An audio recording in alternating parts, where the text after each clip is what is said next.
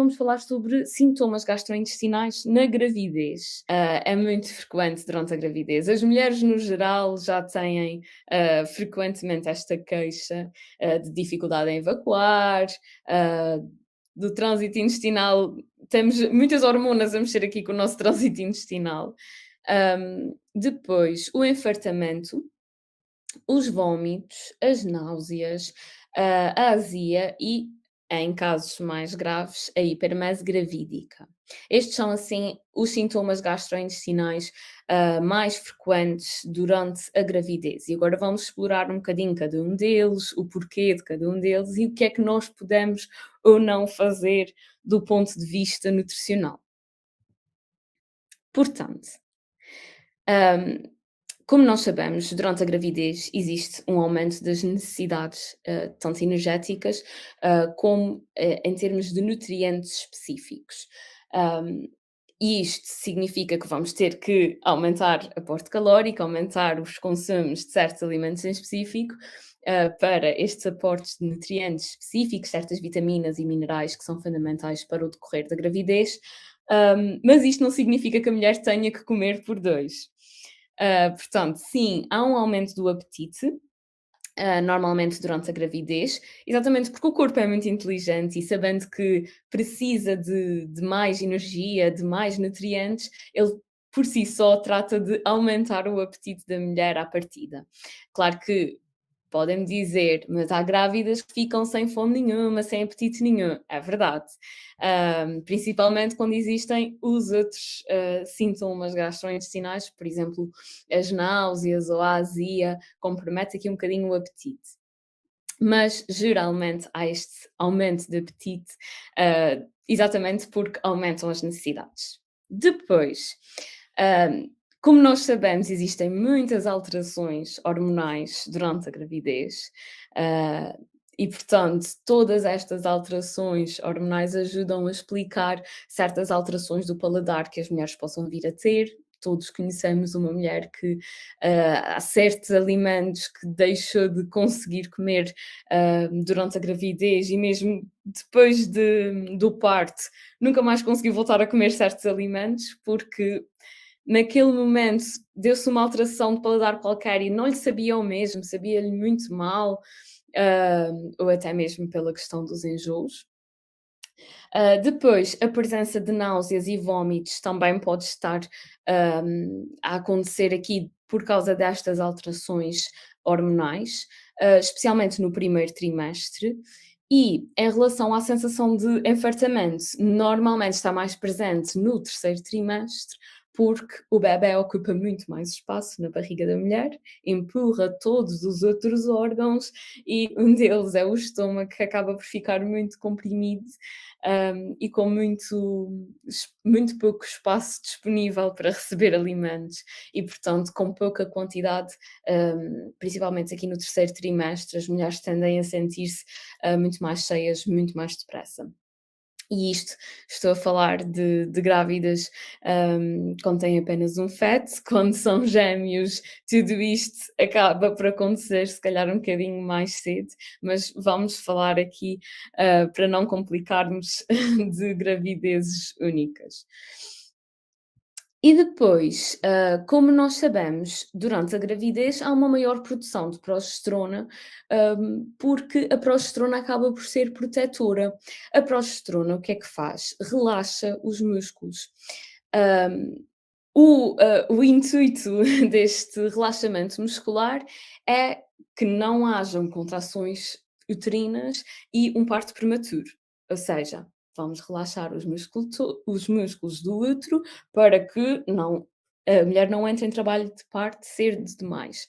Mas a progesterona não atua apenas no útero, atua também noutros tecidos e, por exemplo, pode atuar ao nível do estômago, do esófago, do intestino, o que pode levar aqui ao refluxo gastroesofágico, à diminuição do peristaltismo intestinal, o que leva ao aparecimento de obstipação e de azia. Portanto, normalmente, quando nós falamos em azia, estamos a falar da sensação de ardor ou de queimar aqui na zona do peito, que é resultado de um refluxo gastroesofágico. a comida acaba por voltar para cima quando não é suposto. E normalmente traz consigo de arrasto o suco gástrico, que é bastante ácido e é ele que provoca essa sensação, de queimar, e a dor. Em relação à obstipação, lá está, os músculos do intestino estão mais parados, não trabalha tão bem, então acaba por dificultar aqui a que a mulher consiga evacuar com regularidade e com tranquilidade, sem grande esforço.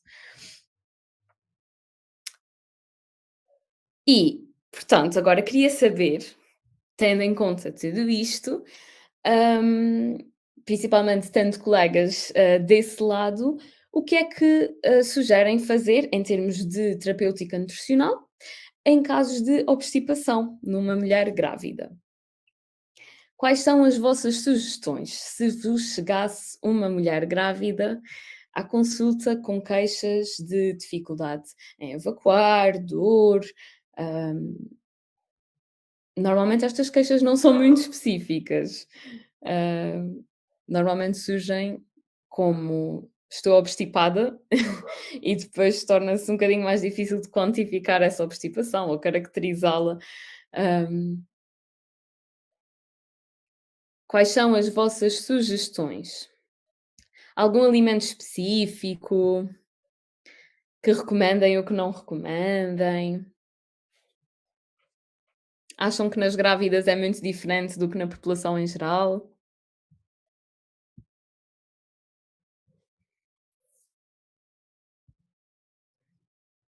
Dou sempre este compassozinho de espera, porque demora um bocadinho até chegar os comentários até a mim.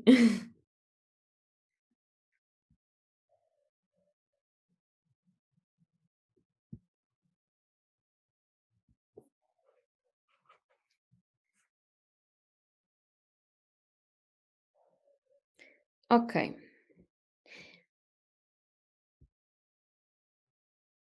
Enquanto aguardo pelas vossas sugestões, eu gostava que nós explorássemos um bocadinho o que é então de facto essa obstipação, porque normalmente as mulheres chegam à consulta, com queixas de estou obstipada. Ou seja, como se elas próprias fizessem esse diagnóstico, quando na realidade a obstipação tem critérios diagnósticos específicos, e por isso, ah, nós às vezes temos que explorar um bocadinho mais isto para perceber se realmente é obstipação ou se é apenas uma dificuldade em evacuar, específica durante um curto período de tempo, se há uma coisa que se arrasta há mais tempo. Portanto, os critérios de diagnóstico para uma verdadeira obstipação, são pelo menos 2 dos seguintes, que da lista que vem aqui abaixo, e que devem ter ocorrido em mais de 25% das defecações, portanto, mais do que um quarto das vezes, nos últimos 3 meses, com o início dos sintomas há mais de 6 meses atrás. Portanto, há coisas de há uma semana, há 2 semanas, não quer dizer que tenhamos que desvalorizar por completo, claro que não. Pode ser um início e uma queixa tem que sempre que ser ouvida e resolvida. Mas para ser obstipação a sério é preciso ser algo um bocadinho mais prolongado. Portanto, quais é que são os fatores que têm que ser considerados? Evacuação de fezes menos do que 3 vezes por semana, evacuação de fezes duras ou irregulares, que eu trouxe aqui a escala de Bristol, para quem não conhece, é a forma 1 ou 2, portanto aquelas bolinhas, mais pequeninas, hum, ou então esforço excessivo durante as tentativas de defecação, sensação de obstrução anorretal, sensação de defecação incompleta ou utilização de manobras manuais para conseguir então evacuar as fezes. Portanto, basta pelo menos 2, um apenas não é suficiente, pelo menos 2, para ser considerado de facto uma obstipação e lá está, convém que seja algo mais de 3 meses. hum, Coisas assim muito, muito recentes devem ser ouvidas e abordadas, como é óbvio, mas não podemos considerar logo obstipação. Agora, antes de passar, já recebi aqui algumas sugestões vossas, portanto, kiwi, papaya, água, fibra, probiótico. Ingerir pelo menos 2 litros de água, cereais integrais, fruta rica em fibra, 3 porções por dia, frutos oleaginosos, iogurte com probiótico, sopa e hortícolas no prato. Ótimo! Concordo com tudo. Vamos só ver se falta aqui alguma coisa, mas tudo o que aqui está, está perfeito. Portanto, 2 litros de água por dia, exatamente, que neste caso não só é a quantidade que normalmente também recomendaríamos a adultos, que não grávidas, mas também grávidas no geral. Devem consumir, eu recomendo sempre, pelo menos 2 litros de água por dia. O litro e meio acaba por não ser suficiente durante a gravidez, na maior parte dos casos, portanto, os 2 litros de água por dia, garantir sempre. Aumentar se a ingestão for baixa, às vezes podemos ter que reduzir a ingestão de fibra, portanto, normalmente, de uma forma geral, nós falamos sempre em aumentar a ingestão de alimentos ricos em fibra, como o pão integral, arroz integral, a aveia, cevada, legumes, frutas, de preferência frescos, portanto, triturados ou muito processados já não têm tanta fibra. Ahm, e também as frutas secas, por exemplo, ameixas, figos, também parecem ajudar aqui na obstipação. Agora, lá está, não podemos dizer sempre que é necessário aumentar o consumo de fibra, porque, eu até se calhar, deveria ter colocado números em vez de pontinhos, porque o número um é garantir o aporte hídrico. Se a mulher não estiver a ingerir os 2 litros de água por dia, não vale a pena aumentarmos a quantidade de fibra, porque só vamos estar a piorar a situação. Vamos estar a agravar muito mais do que a ajudar. E normalmente é mais fácil para quem ouve aumentar o consumo de fibra, ou seja, acrescentar uma peça de fruta, trocar os cereais por integrais, mas é mais difícil cumprir com a recomendação de 2 litros de água por dia. Para quem não está habituado, aumentar a ingestão hídrica é uma mudança que tem aqui muito mais barreiras do que aumentar o consumo de fibras. Por isso, há uma grande probabilidade da pessoa aumentar o consumo de fibras e não acompanhar com um consumo hídrico adequado. Por isso, ter muita atenção a isto. E isto eu digo sempre nas consultas. Primeiro passo, se sente obstipada, é garantir os 2 litros de água. Quando conseguir beber 2 litros de água, então eu digo-lhe o resto das recomendações e passamos aos próximos passos, porque senão vamos estar a fazer pior, quase de certeza. Portanto, garantir um bom aporte de fibra, não necessariamente sempre aumentar. Praticar atividade física regularmente. Isto é muito importante nos adultos em geral, e nas grávidas isto não deixa de ser verdade. A mulher está grávida, à partida não está inválida se não for uma gravidez de alto risco. Portanto, há sempre qualquer tipo de atividade física que a mulher consegue fazer. Isto não significa praticar exercício físico, não significa ir ao ginásio ou um esforço físico, demasiado intenso, mas a atividade física é sempre recomendada. Ou seja, as tarefas domésticas que nós já fazemos todos os dias em casa, o cozinhar, o limpar, coisas que fazemos de pé, mexermos de um lado para o outro, já conta. Todos os minutos contam. Uma pequena caminhada é muito recomendável durante a gravidez. Caminhadas de 20, 30 minutos por dia.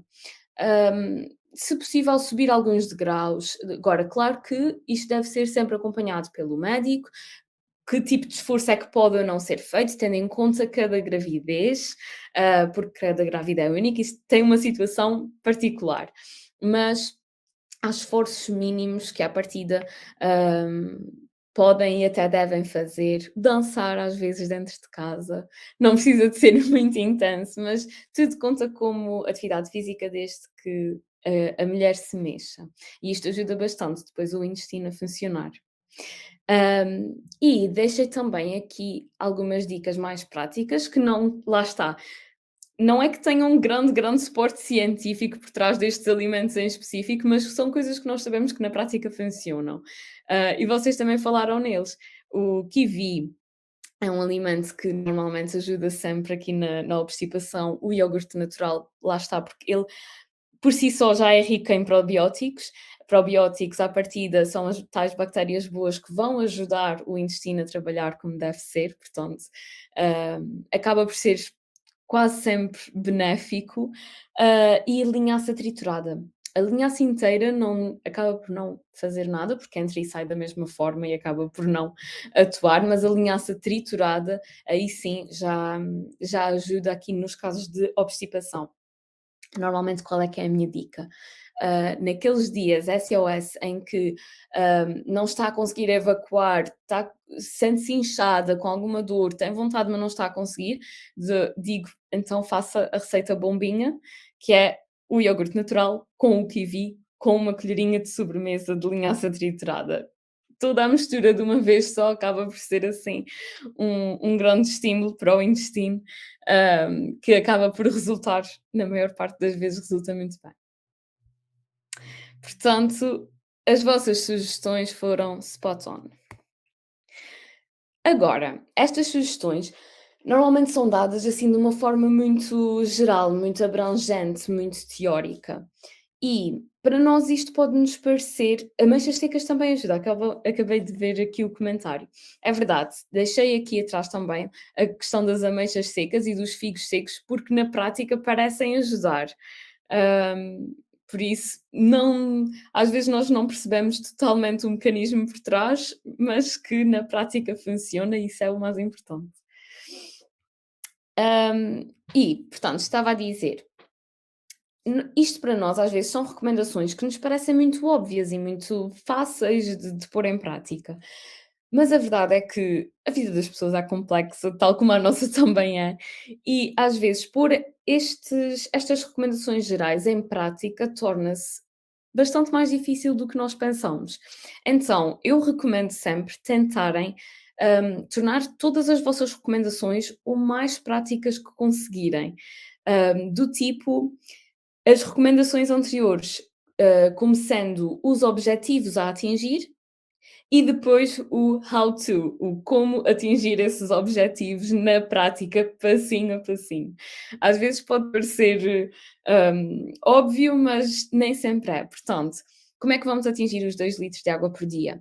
Bebendo uma garrafa de meio litro, porque isto torna-se muito mais prático e muito mais fácil. Se as pessoas tiverem um termo ou uma garrafa assim, reutilizável, seja de que quantidade for. Meio litro normalmente dá mais jeito para quantificarmos. Portanto, uma garrafa de meio litro ao longo da manhã, um copo de 250 mililitros ao almoço, 2 garrafas de meio litro ao longo da tarde e um copo de 250 mililitros de água ao jantar. Assim, tornamos prático, possível, fazível, a pessoa consegue ver: "Ok, eu vou conseguir atingir esse objetivo porque, basta cumprir então com uma garrafa a meio da manhã, uma garrafa 2 garrafas ao longo da tarde", e torna-se muito mais prático. Porque é que eu não tenho uma garrafa ao longo do serão ou após o jantar? Porque, as mulheres normalmente quando estão grávidas queixam-se muito de terem que acordar uma vez ou várias vezes à meia da noite para ir à casa de banho. E isto acontece porque normalmente não param o dia todo e quando param estão sentadas, mas com os pés no chão. Hum, e portanto, só quando se deitam e elevam as pernas é que a água circula e é reabsorvida, etcétera, e então está pronta para ser excretada. Por isso, se a mulher tiver a possibilidade de, a meio da manhã, a meio da tarde, assim ao longo do dia, sentar-se e elevar as pernas, colocando uma bola de pilates à frente ou uma cadeira, se tiver a possibilidade de elevar um bocadinho as pernas ao longo do dia, tanto melhor, porque assim já vai eliminando essa água ao longo do dia e não deixa tudo para acontecer depois à noite. Mas, de qualquer das formas, não aconselho beber muita água imediatamente antes de ir dormir, porque então aí a probabilidade de depois acordar mais vezes ou acordar garantidamente à meia-noite para ir à casa de banho aumenta. Portanto, a minha recomendação é sempre tentar garantir o consumo de água todo antes do jantar e o último copinho de água ao jantar. Pronto, isto são pormenores que eu acho que vale sempre a pena nós explorarmos, porque depois podem pôr em causa hum, o cumprimento destas recomendações e tendo em conta que a água é o mais importante de todos, não vai cumprir a água porque não quer acordar tantas vezes à meia-noite para ir à casa de banho, aumentamos a fibra e a obstipação só se agrava. Portanto, eu acho mesmo importante ir aqui ao pormenor. Depois, basta, aconselhar a mulher a comprar pão integral ou de mistura, arroz integral, flocos de aveia integral, flocos de cevada integral, as ameixas secas, os figos, kiwi, iogurtes naturais, sementes de linhaça trituradas. Hum, mas relembrar que não é para passar a comer tudo integral, porque senão lá está, a fibra a mais, portanto, ir intercalando. Se o arroz for integral, então a massa que seja normal, ou vice-versa. Hum, e dia sim, dia não, um pão integral, um pão de mistura. Eu acho sempre bom irmos intercalando, porque do nada podemos dar por nós e a nossa paciente passou tudo em integral e tem fibra em excesso. Hum, eu normalmente nos materiais que envio uma listinha de compras, lá está, para facilitar esta adesão à terapêutica e portanto, daí o compre estes alimentos em específico, eu acho que é sempre benéfico para relembrar. Mexa-se durante 30 minutos todos os dias, seja caminhada, dançar, alongar, tarefas domésticas, e assim garantimos a atividade física. E agora vamos a um caso clínico. Portanto, eu trouxe-vos apenas um exemplo de uma mulher cuja única queixa é aqui a obstipação. Uma grávida de primeira viagem, 32 semanas de gestação, 31 anos. Marcou consulta de nutrição porque nas últimas 2 semanas apresentava dificuldade em evacuar. Bebe 1 litro de água por dia no máximo porque se beber mais diz passar a noite na casa de banho. Não come sopa todos os dias, ao almoço e ao jantar, apenas se a sogra fizer. Come apenas 2 peças de fruta por dia, uma ao almoço e uma ao jantar. Portanto, neste caso, quais as vossas sugestões, tendo em conta tudo aquilo que estivemos a falar até agora, quais é que acham que devem ser as maiores, alterações, mudanças nesta rotina? Qual é o foco principal?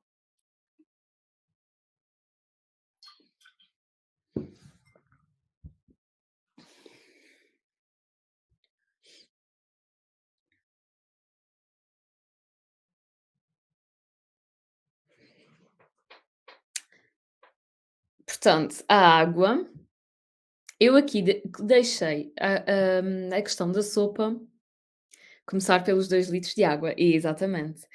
Temos que garantir primeiro estes 2 litros de água por dia, para então depois podemos também desde já dizer para passar a comer pelo menos 3 peças de fruta por dia, porque basta aumentar aqui uma peça de fruta e também podemos atacar já esta parte. Mas sim, o principal é começar por garantir 2 litros de água por dia, dando então estas dicas de tente bebê-la, hã, no período da manhã e no período da tarde, não acumule tudo para o período da noite. Água, aumentar a ingestão de hortícolas, incluindo sopa e fruta ao longo do dia, certíssimo.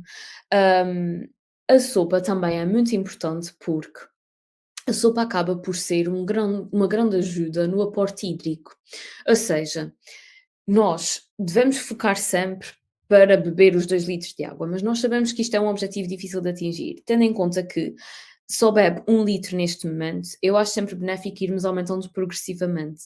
Portanto, objetivo, no fim da primeira semana conseguir beber 1,5 litro ou 1,250 litro, e uma semana e meia tentar chegar ao 1,5 litro, passado 2, 3 semanas, então chegar aos 2 litros. Até podemos fazer uma coisa assim faseada para ser um aumento progressivo. Mas lá está, aumentar a ingestão de sopa e pedir para, por favor, tente só fazer uma sopa ao fim de semana, faça em grande quantidade, congele metade, deixe metade no frigorífico para ter sempre pronta. Pode ser só um cremezinho por ano, pode ser algo muito simples, também pode ser daquelas sopas tipo caldo, só água com legumes em pedaços lá no meio, porque acaba por ajudar na ingestão hídrica. E, em casos extremos em que realmente a mulher não está mesmo habituada a consumir, muita água por dia, eu às vezes recorro até mesmo ao leite como fonte hídrica e acabo por ter que contar com o leite, a sopa e a água para tentar se consigo ver se consigo chegar ali aos 2 litros e progressivamente ir tentando aumentar, a água. Mas não vale a pena tentarmos do dia para a noite, o ideal, porque sabemos que isso, na maior parte dos casos, não é possível, tem que ser algo progressivo. Portanto, a sopa é muito importante. Muito bem. Questões, dúvidas, sugestões extra, alguma dica milagrosa que vocês tenham e queiram partilhar comigo, eu estou sempre aberta a descobrir novos truques. Porque nós sabemos que isto às vezes, eu aprendi imenso com as minhas pacientes. Elas ensinam-me imensas coisas que experimentaram e que resultaram consigo, e que não quer dizer que vão resultar em todas as pessoas, mas às vezes eu passo essa informação às minhas outras pacientes, do tipo: "Olha, resultou com uma outra paciente minha, pode ser que resulte consigo, se quiser experimentar". Portanto, se tiverem alguma sugestão, dúvidas, questões, vou dar aqui um tempinho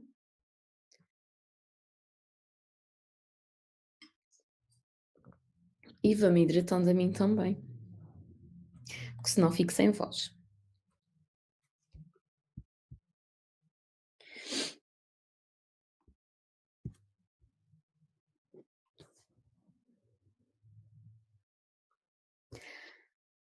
Ok, ainda não me apareceu. Se me aparecer, entretanto, aqui algum comentário, eu volto atrás sem problema e respondo. Entretanto, vou deixar também já a questão aqui no ar. Em caso de náuseas, vômitos e ou azia, o que é que acham que devemos fazer? O que é que acham que devemos recomendar? O que é que sugeririam? O que é que fazem vocês próprias nessas situações? O que é que a mãe recomenda? O que é que a avó recomenda? Quais é que são as mezinhas normalmente caseiras nestas situações?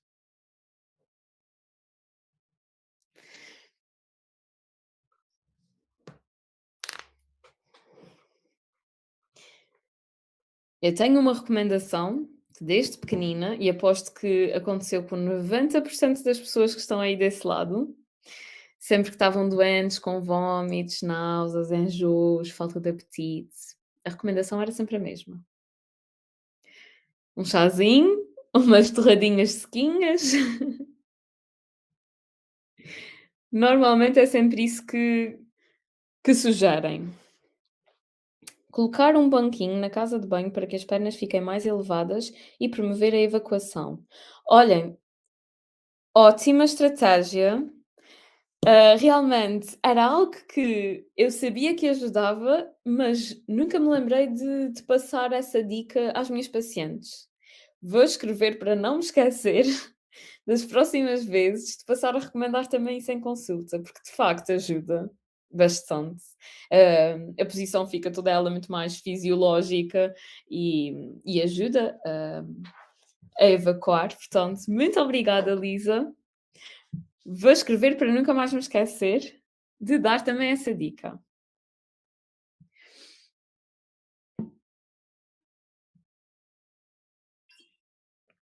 Infusão leve de gengibre, amêndoas para a azia. O banquinho é mágico. É verdade, resulta mesmo.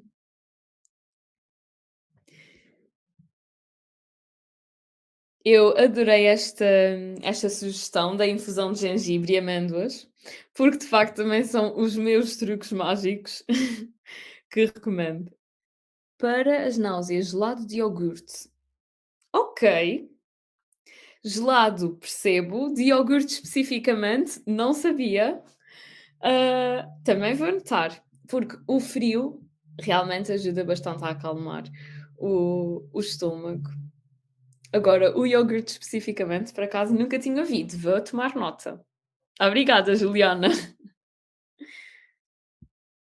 Então, Em relação às náuseas, aos vómitos e à azia, as recomendações que nós temos para as grávidas acabam por ser um bocadinho como aconteceu na obstipação. São muito semelhantes àquelas que nós temos para a população em geral.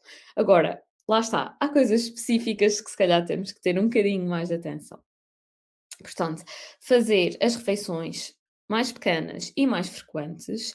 Se necessário, podemos até recomendar, consumir primeiro a sopa e, passado uma hora, consumir o prato principal. Isto muitas das vezes é necessário. Eu acabo por ter que recomendar isto muitas das vezes nos casos de diabetes estacional. E, portanto, às vezes também recomendo a grávidas, principalmente se forem mães de segunda viagem. Ou seja, se tiverem um bebé ou uma criança mais pequena em casa, pode ser muito interessante recomendar comer a sopa primeiro, com o bebé, por exemplo, ou com a criança, comerem ao mesmo tempo para incentivar o consumo também da outra parte, e depois da criança ou o bebé já ter comido a refeição, o momento da refeição já está pronto, a seguir passa para ou dormir, ou o pai vai dar banho, etc. Então, entretanto, já passou 45 minutos, uma hora, e então pode vir o prato principal para que não seja muita quantidade ao mesmo tempo, principalmente porque a sopa é líquida, acaba por é um líquido que ocupa bastante volume e depois reduz o volume disponível para os restantes alimentos. Portanto, este fracionamento da refeição principal, pode dar jeito, principalmente em mães de segunda viagem. Mães de primeira viagem, às vezes acham assim um bocadinho estranho comer primeiro a sopa e depois esperar uma hora e só depois comer o prato principal. Portanto, temos sempre que adequar e tentar perceber se dá jeito àquela mulher ou não, se é algo que faz sentido, mas muitas das vezes ajuda. Estava aqui a ver um comentário da Juliana. Colocar o iogurte no congelador com uma colherzinha acaba por ser mais nutritivo e não promovemos produtos altamente açucarados como os lados de compra. Certíssimo! Concordo a 100%. Hum, isso por acaso é um truque que costumo usar para as crianças, e vou passar agora também a tê-lo em conta aqui para as mulheres grávidas. Também podem fazer o mesmo com uma peça de fruta, ou fazer o gelado caseiro com o iogurte e misturar uma peça de fruta ou manteiga de amendoim.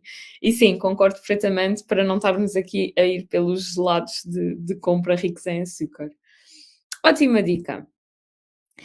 Hum, Portanto, fracionar refeições, torná-las mais pequenas, para que, o processo de digestão também seja mais fácil, não haja tanto enfartamento, é sempre uma boa ideia. E esta questão de separar a sopa do prato, fica aqui a nota.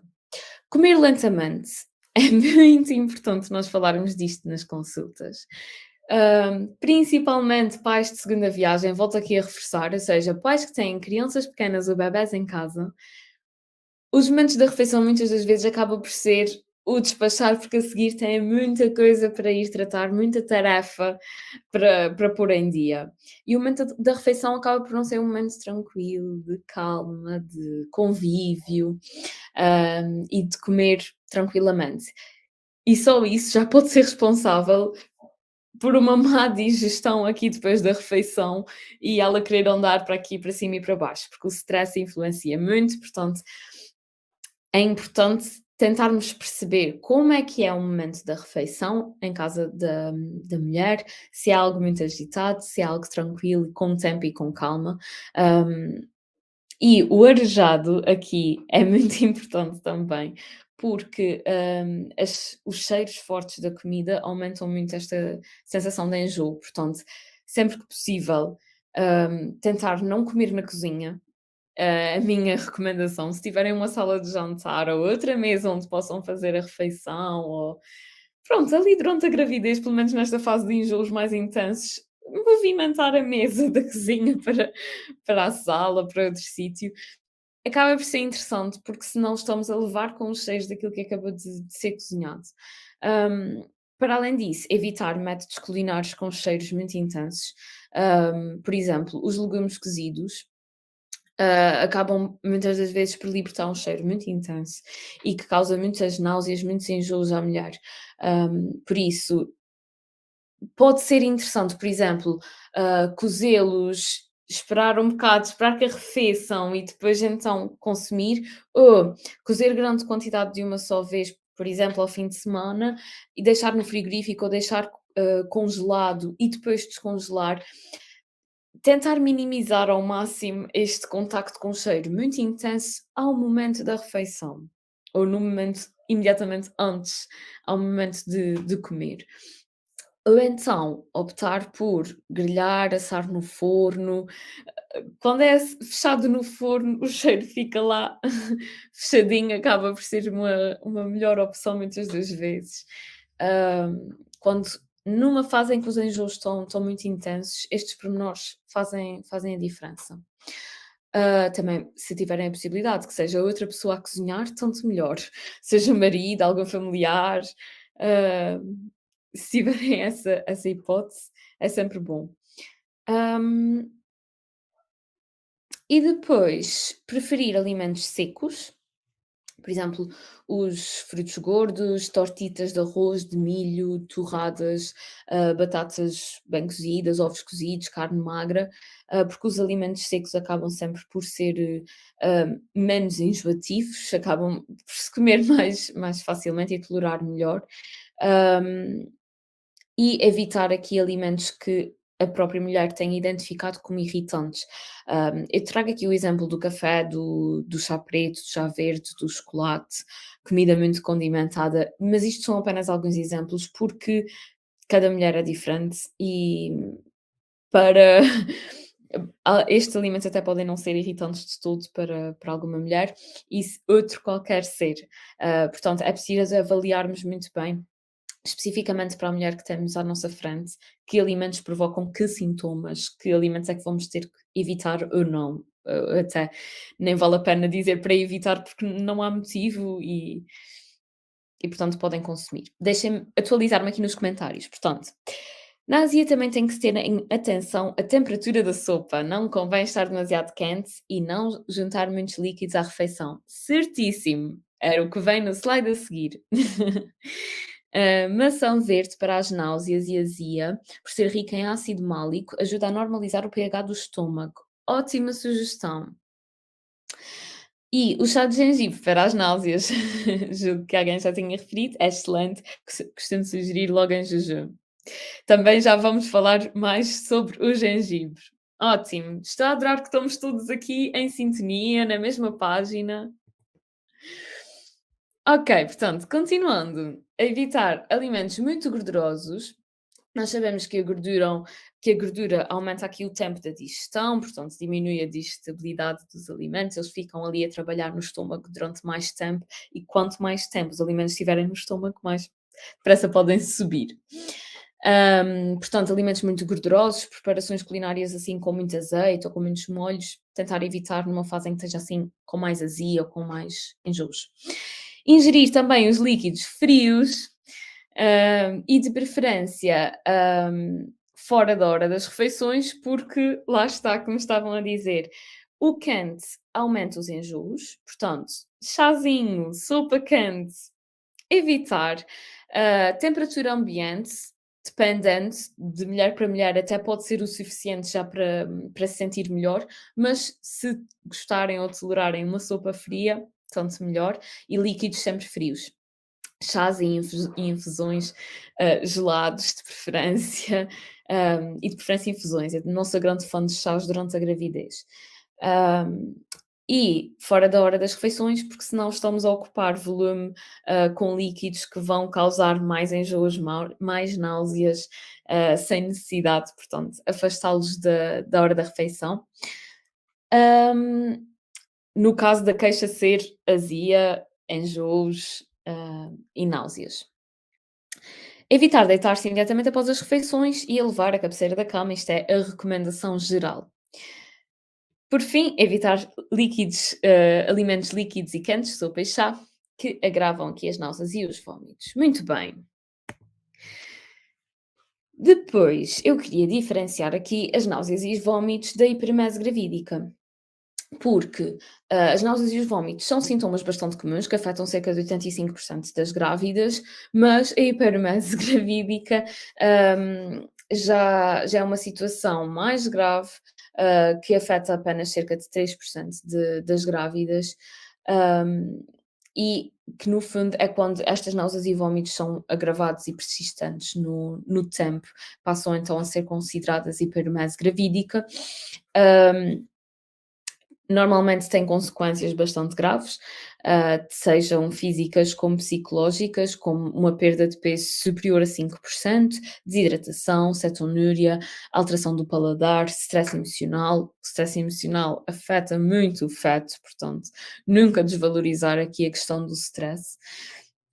E o diagnóstico normalmente é feito através da aferição, através de análises clínicas, da cetona urinária, eletrólitos séricos e da função renal. Portanto, eu não queria entrar muito aqui pela questão da hipermese gravídica, porque já é mais específica, já não é um sintoma gastrointestinal assim geral, mas queria dar-vos a conhecer um pouco. Portanto, porque é que acontece? Nós não sabemos ainda a 100% a etiologia da hipermese gravídica, mas provavelmente é uma consequência de um conjunto de diversos fatores, como uma resposta anormal à gonadotrofina coriónica humana, portanto, a hormona aqui da gravidez, citotoxinas sintetizadas a partir de substâncias encontradas nas vilosidades coriónicas que alcançam a corrente sanguínea. Deficiência de vitamina B6 é uma possível, causa que aparece aqui em vários estudos, e ou reação gastrointestinal de origem psicossomática. E esta relação cérebro-intestino, como a Juliana deve saber muito melhor do que eu, é muito complexa, portanto, muitas das vezes acaba por ser a justificação para muitas condições, sem que nós ainda compreendamos a 100% como é que isso ocorre. O que é que os estudos, encontraram? Isto são apenas associações, não é uma relação de causa e efeito, não é, cura, tratamento de todo, mas alguns estudos, encontraram uma associação entre melhoria de sintomas das mulheres grávidas e o consumo do gengibre. E, o aumento do aporte da vitamina B6, assim como a toma de vários medicamentos, deixei aqui, a listinha de vários medicamentos que também foram associados à melhoria de sintomas na hipermese gravídica. Isto não quer dizer que devemos receitá-los ou prescrever ou recomendar a sua prescrição ou, hum, simplesmente foram encontradas estas associações. Agora lá está. Em medicamentos, nós temos sempre que pesar prós e contras. Será que os benefícios superam os potenciais riscos? Já no gengibre, por exemplo, eu acho que se pudermos incluí-lo na alimentação, à partida mal não faz, não temos dados de que faça mal, pelo que, não fazendo mal, podendo haver a possibilidade de fazer bem, eu recomendo. Por isso, qual é que é aqui a minha terapêutica nutricional? Acaba por passar muito ah, na isto na hipermese gravídica. Hidratação, muito importante, porque vómitos, constantes, temos que repor aqui, garantir um bom nível de hidratação. Fracionamento das refeições ainda se torna mais importante nestes casos. Diminuição do volume das refeições, culinária o mais simples possível, alimentos sólidos e frios, a ceia com reforço proteico e hidratos de carbono complexos.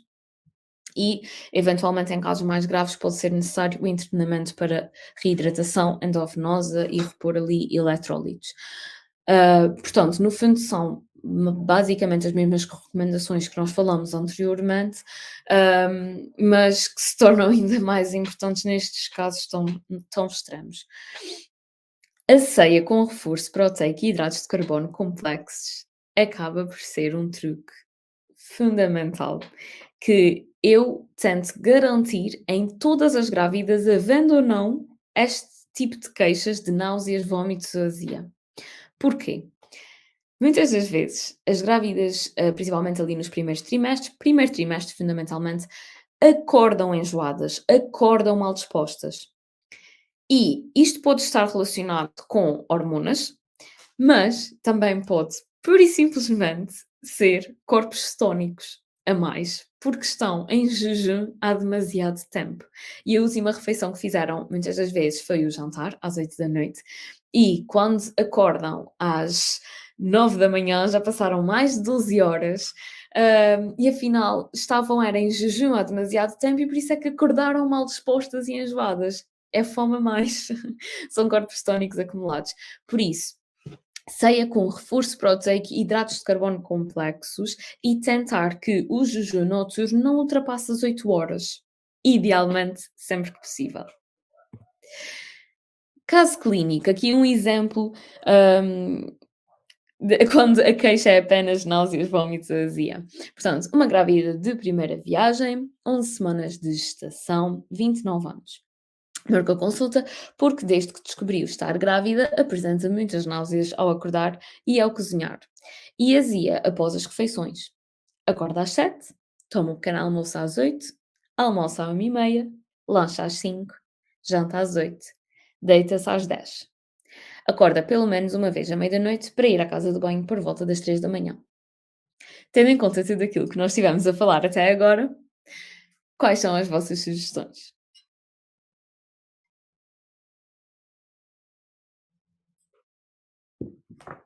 Neste caso em específico,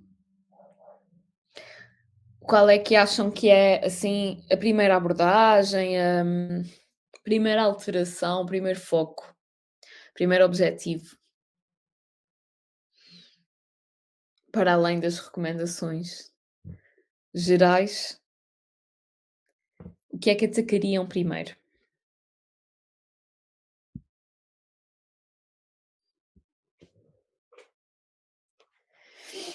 11 semanas de gestação, significa que está aqui no primeiro trimestre, portanto, estas náuseas são uma queixa frequente nesta fase.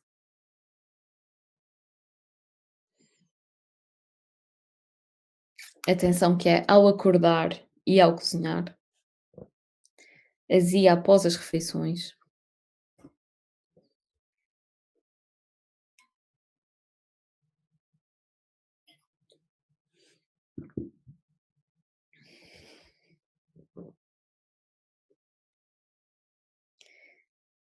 Demora sempre um bocadinho a chegar aqui os vossos comentários, por isso eu dou este compasso de espera.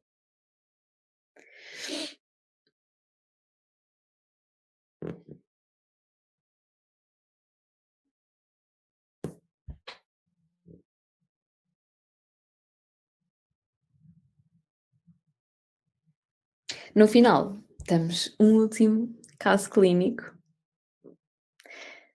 que esse sim já é mais complexo, já é um caso real, porque estes casos que vos trouxe exemplo, hã, têm apenas uma queixa, que é a questão em específico que estamos a trabalhar, mas na realidade isso nunca acontece, ou muito raramente acontece, chegarem-nos à consulta apenas com uma queixa, e termos apenas um aspecto em específico para trabalhar. Pronto, portanto, eu não estou a receber os vossos comentários. Ok. Fazer uma ceia rica em proteína e hidratos de carbono complexos, por exemplo, um iogurte com aveia. Ótima sugestão. Refeições menos espaçadas. Ótima sugestão. Exatamente, portanto, se acorda às 7, toma um pequeno almoço às 8, nós podemos sugerir comer as amêndoas com pele, que nós não sei porque sabemos que ajudam, na prática funcionam. Portanto, amêndoas com pele, 3 ou 4 mal acordar. Como cumprir esta recomendação? Ter uma tupperwarezinha pequenina, sempre com amêndoas com pele na mesinha de cabeceira. Assim, não tem que se levantar para ir buscá-las, não tem que se lembrar, não tem que fazer um esforço ativo. É como se fosse um comprimido que tivesse na mesinha de cabeceira para tomar. Mal acorda, abre a Tupperware, 2, 3, 4 amêndoas com pele, e já vai alimentando o estômago e parecem ajudar imenso em jejum. Não sei muito bem porquê. Se alguém souber e me conseguir explicar, eu já tentei pesquisar, ainda não consegui encontrar aqui nenhuma justificação em específico, mas que funciona, funciona. Depois, pequeno almoço pode ser às 8. Eu recomendava tentarmos meter aqui um lanchinho, por pequenino que fosse, por exemplo, um iogurte líquido aqui a meio da manhã, por exemplo. Almoço à 1h30, meter 2 lanchinhos durante a tarde, mais pequeninos, provavelmente. Jantar às 8, tudo bem, mas se vai deitar às 10, então uma ceia com hidratos de carbono complexos, pode ser o pão, pode ser a aveia, por exemplo. Para variar, assim, um simples recurso podem ser também 2 marinheiras, por exemplo. E proteína, ou leite, ou um iogurte líquido, ou iogurte sólido, às vezes os queijinhos pequeninos também dão jeito. Eu costumo aconselhar a terem na mesinha de cabeceira uns queijinhos, umas amêndoas, umas bolachinhas, tentar ter sempre esse toque, nem que seja para a meio da noite, ou para a ceia, para não terem a desculpa de não comi porque não tinha a mão, não me apeteceu levantar. Assim, têm sempre ali. Acho que é sempre uma boa opção. Boa. Questões, dúvidas, estejam à vontade, mandem-me nos comentários que eu respondo, está bem? Mas ia passando, como demora um bocadinho a receber os vossos comentários, eu ia passando para o caso clínico, que é assim o final, que é um caso clínico real. E que neste caso eu gostava era de vos mostrar qual é que foi a minha abordagem. E se tiverem sugestões de coisas que fariam de forma diferente, estejam à vontade e deixem nos comentários, porque nós sabemos que na nossa profissão tudo acaba por ser um bocadinho subjetivo e existem normalmente pelo menos 1000 abordagens diferentes para a mesma situação e a maior parte delas podem estar corretas, portanto, hum, a minha verdade não tem que ser a verdade absoluta, isto é apenas aquela que foi a minha abordagem. Portanto, qual é que foi o caso? Uma grávida que chegou-me à consulta com 15 semanas de gestação, portanto já no início do segundo trimestre, e tinha 31 anos. Ela marcou consulta porque queria adequar a ingestão alimentar à gravidez, portanto, hum, neste caso nem ia com nenhuma queixa em específico, era apenas para melhorar a sua alimentação, porque sabia que estava grávida e que havia, assim, recomendações diferentes, já agora para marcar consulta. No entanto, no decorrer da consulta, fui-me apercebendo de várias queixas. Então, queixava-se de obstipação, a queixa era obstipação, não quer dizer que o diagnóstico fosse de obstipação, efetivamente, náuseas, enfartamento e falta de apetite. Portanto, estava a ser muito difícil comer por todos estes motivos. Estava inchada, portanto, com a obstipação ou com a dificuldade em evacuar, já se sentia inchada.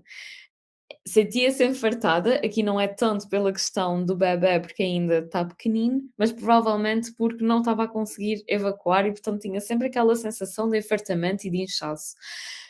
Náuseas e falta de apetite, portanto, a ingestão alimentar estava aqui um bocadinho complicada.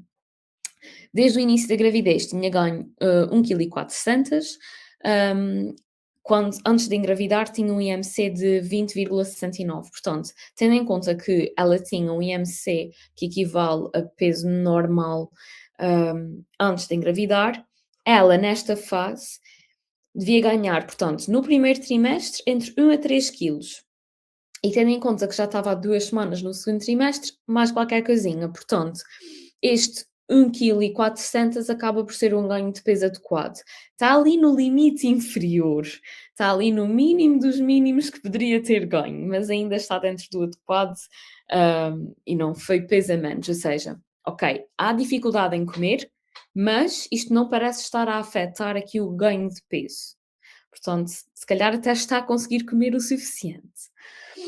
Apresenta muitos desejos por alimentos doces, muitos chocolates, e a história familiar já indicava risco de vir a desenvolver diabetes estacional e pré-eclâmpsia, porque havia diabetes tipo 1 e tipo 2 na família, hipertensão, hum, a própria paciente já apresenta colesterol elevado, é algo habitual, e tinha também deficiência de ferro nas análises. Portanto, temos aqui muitas queixas, muitos sintomas gastrointestinais para abordar e, para além disso, a questão do colesterol, da deficiência de ferro e ter sempre em atenção o risco de vir a desenvolver diabetes estacional e hipertensão. Recordatório das últimas 24 horas. Acordou às 10 da manhã, às 11 tomou o pequeno almoço, 2 tostas mistas com uma fatia de fiambre e uma fatia de queijo, em cada, uma caneca de leite com Nesquik. Às 2, 2h30, esparguete à bolonhesa caseiro, foi ela que o fez. Costuma comer sopa, mas por acaso naquele dia não comeu. Um copo de água, à sobremesa comeu um eclair, mas também foi uma exceção, normalmente costuma comer fruta, e depois ainda bebeu um latte. Às 6 lanchou um iogurte de morango e amora, e normalmente ou é isso, ou é um iogurte grego, ou uma banana, ou uma pera, ou um kiwi, ou então só um sumo de laranja. Portanto, ou um sumo de laranja, uma peça de fruta ou um iogurte. Às 9 janta o resto de esparguete à bolonhesa que sobrou do almoço. Tendo tudo isto em conta, temos muito para atuar aqui.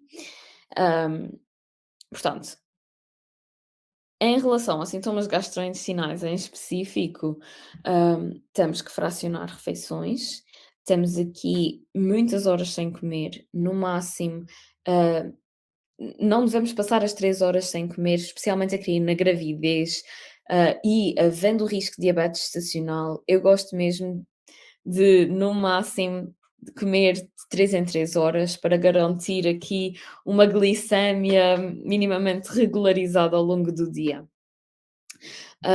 Depois, retirar aqui Nesquik, alimentos ricos em açúcar, porque havendo este risco de vir a desenvolver diabetes estacional, convém atuar o mais depressa possível e tentar retirar ao máximo os açúcares simples. Hum, Adicionar fruta que mal apareceu aqui neste dia, adicionar água. Então, eu vou-vos mostrar aquele que foi, portanto, para além de todas as recomendações que enviei no material, no final enviei um exemplo de dia alimentar, que foi este. Portanto, pequeno almoço às 10, uma chávena de leite com uma colher de sobremesa de cevada para a mulher não está habituada a beber leite simples, portanto vamos substituir o Nesquik por cevada e está a beber um leite com sabor, mas com sabor a algo que não tem açúcar. 2 fatias de pão torrado, como ela estava habituada, com 2 fatias de queijo, neste caso magro apenas por causa dos enjoos. E muitas das vezes eu acabo por fazer esta recomendação. Recomendo que comam o queijo magro porque tem um sabor menos intenso. Ao retirar a gordura, retira a intensidade do sabor do queijo. E acaba muitas das vezes por ser melhor tolerado pelas mulheres quando estão assim com enjoos. Não é magro por questão de calorias ou algo desse género, é mesmo pela intensidade do sabor.